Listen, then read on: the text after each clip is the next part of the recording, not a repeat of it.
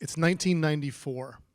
I'm 14 years old, and I'm seated on the couch of my family's home. Across from me are my mom and my dad. They're looking very serious, very stern, and I know that I'm in big trouble because right after dinner, they sent my little brother and sister straight up to their rooms so they can have a talk with me. I just don't know what kind of trouble I'm in yet, and really it could be any number of things. And then my dad reaches into his pocket, and he pulls out a little plastic baggie filled with tiny green leaves.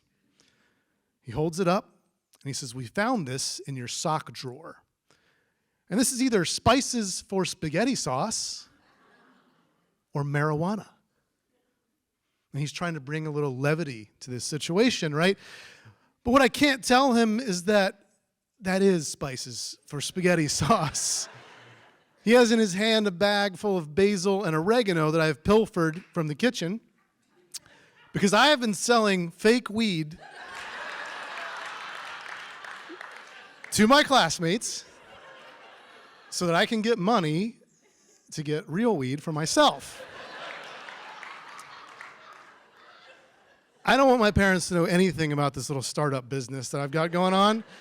So I just decide that I'm gonna play along, and I say, "Yeah, you caught me. That's reefer."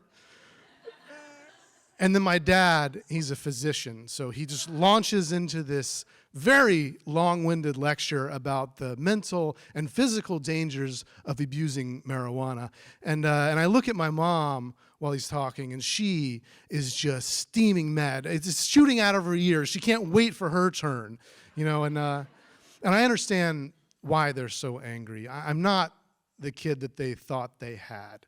I was also a perfect child. I went to Sunday school, you know, I got straight A's, I played all the sports, I did everything that my parents told me to do until I got to middle school. And then I started getting bullied for being this goody two-shoes, and I didn't like that. So my little underdeveloped teenage brain decides that the best thing to do to not be bullied anymore is to become one of the bad kids, one of the bullies, right? So then I won't be bullied any longer. And well, we end up in situations like this not too much later. And so my dad wraps up his little TED talk, which I haven't really listened to. And then my mom just immediately explodes. And she's like, "Do you realize if the police came here and raided our house and they found this in your sock drawer, you're not the one who would be in trouble. We were the ones who would be arrested and go to jail, not you, us." And I'm like, why are the police raiding our house? Unless you and Dad are involved in some kind of like tax evasion scheme, that is never going to happen. I should not have said anything. I'm now informed that I was only going to be grounded for 3 weeks, but it has become 6. So I start trudging up the stairs to begin my sentence, and thinking about all of the poor choices that have led me to this moment. And then I remember, I actually do have some real weed left in my good hiding place. I would never keep that in my sock drawer. I keep the real weed inside of the bass drum of my drum kit wrapped up in a towel. And I don't want to get caught with that, though, you know, under the circumstances. So the next day at school, I make a deal with my friend Mary, who lives a couple streets over, that I'll sell her what's left. It's about enough for like one big joint for $5. A lot of money in 1994, you know. And she agrees. And so that next evening, I have to babysit my brother and sister, part of my punishment. And so after my parents have left and the sun's gone down, I put my brother and sister in front of the television because we're not allowed to watch TV on school nights. They're immediately mesmerized. And they don't even notice as I sneak out the garage and into the dark night. And I walk down the street to the construction site in the neighborhood where we like to get into trouble, and I wait.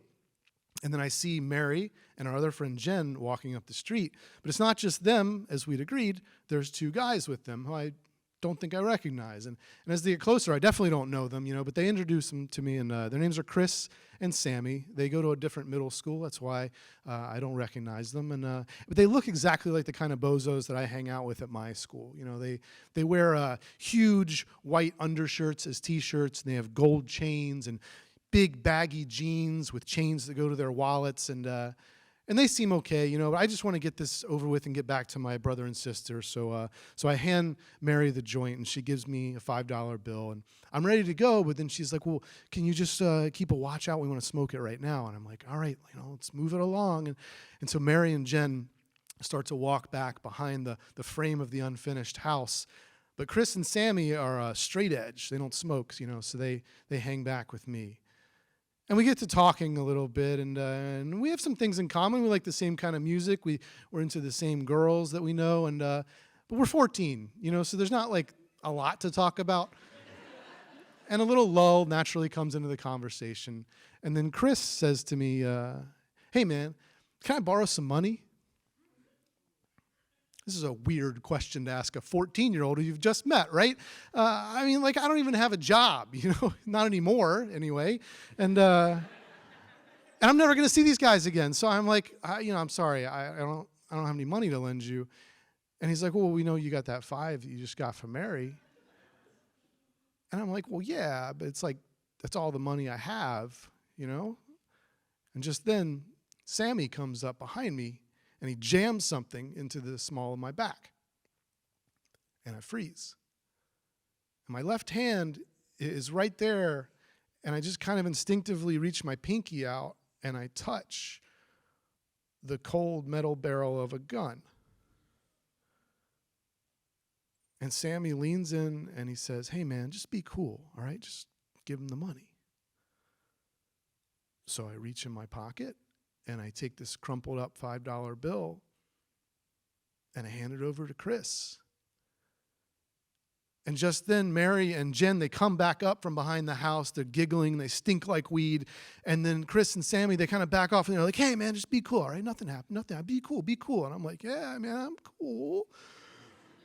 And Mary and Jen are way too high, and it's way too dark for them to really see how I'm shaking as we say goodbye.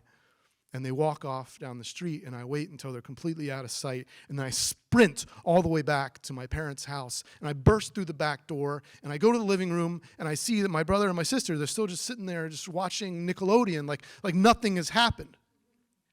But something has happened. I'm still trembling like a leaf. And I can't stop thinking, like, what's that, even a real gun? Like, was it loaded? I mean, were those guys going to shoot me over $5? But there's nobody that I can talk to. I'm not going to speak to my little brother and sister about this. I'm certainly not going to tell my parents. I don't even want to tell any of the other kids at school about it because I'm so embarrassed. And that's when it dawns on me that maybe I'm a little bit too young to be involved in this illicit drug trade. I don't have anybody to turn to. And I guess I wish that's what my parents had really warned me about. I never sold any drugs again, I'm proud to say, real or fake, after that day. But I did not stop smoking weed because I did love doing that so much. It would take another 20 years to learn a very different, very difficult lesson about that. Thank you.